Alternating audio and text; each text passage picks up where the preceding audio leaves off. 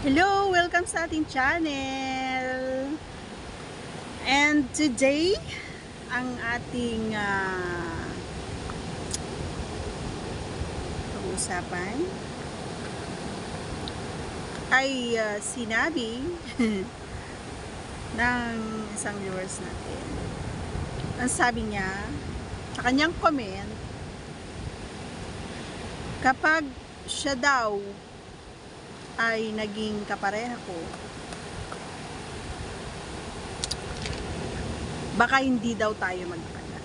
Hindi kami magtatagal. Yan ang ating sasagutin ngayon, no? And shout out sa iyo, idol.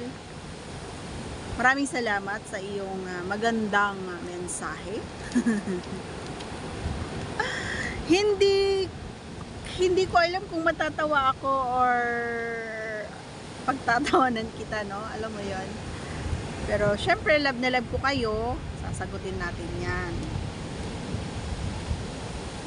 May mga klase kasi ng tao na mapanghusga, no?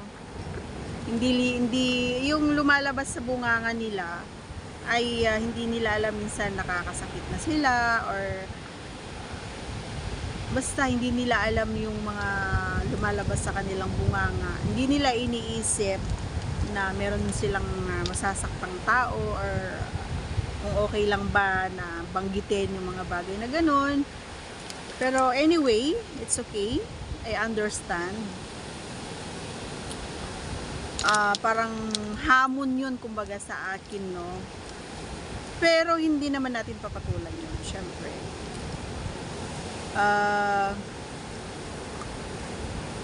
May mga time na sumusuko ako, yes.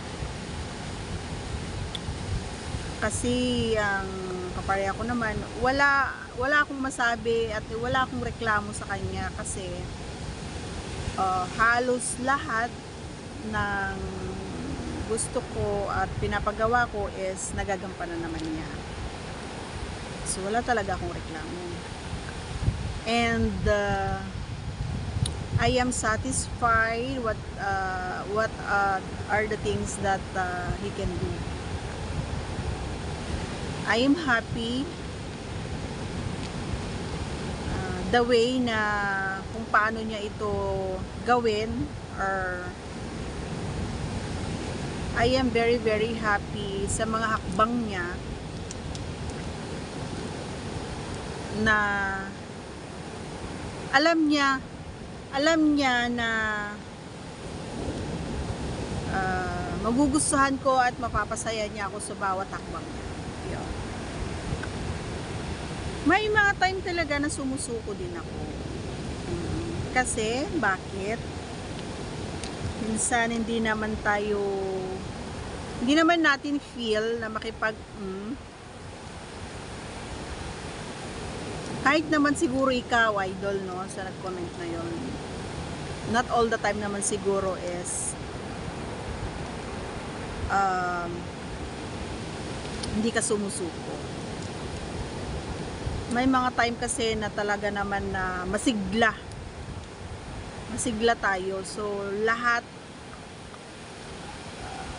kaya nasasabi ko na not all the time kasi minsan napapasuko ko rin yung aking na sasabihin niya, sige na, bilisan mo na kasi lalabas na, matatapos na ako, malapit na.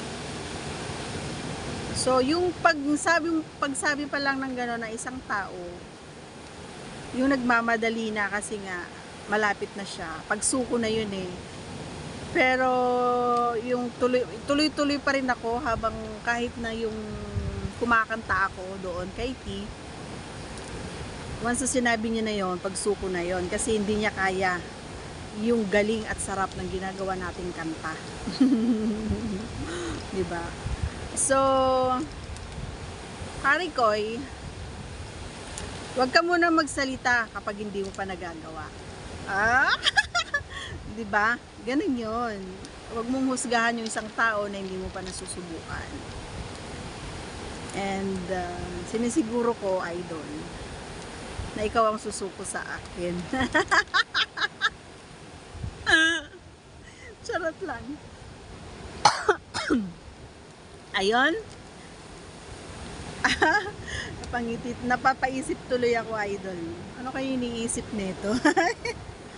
Okay, yan. Salamat sa inyo, ha. Lalong-lalo na sa idol. Ayan. Sa mga gustong magtanong pa, yan. Tanong lang po kayo. Wala pong problema yan. Basta wag nyo lang banggitin yung mga words na alam nyo. Okay? Thank you for watching. Ayan. Don't skip the ads, guys. Thank you. Bye-bye!